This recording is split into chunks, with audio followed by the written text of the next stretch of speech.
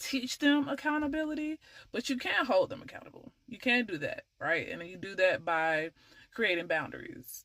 You have to remember that a lot of people have gotten away with not being held accountable. So it's very uncomfortable. Growth requires discomfort. So most times when you're trying to hold somebody accountable for something, and maybe you're trying to have the conversation prior to that, it requires vulnerability. It requires being okay with being in the hot seat and understanding that your intent matters in a sense. So I'm not a person that says intent doesn't matter at all. Intent definitely matters, right? But it does not trump the impact. And I think that's where a lot of those conversations get misplaced.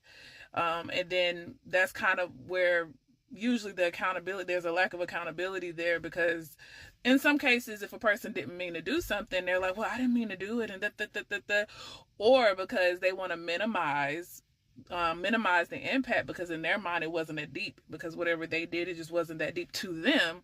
They're bypassing the impact that it had on you, because they forget, I am not you, right? So with that being said, again, because everybody has different types of mindsets, when it comes to accountability, somebody that has built their identity around avoiding it, just I'm not saying let it go and bypass. I'm saying don't stress yourself out trying to teach them accountability. You can hold them accountable, because I'm not with the belief of bypassing. I'm very big on holding people accountable. So with me, I create boundaries, and it's one of those things. If you're not going to have a conversation, I will hold you accountable, and we just won't speak. We're not going to bypass. It's just not how it works.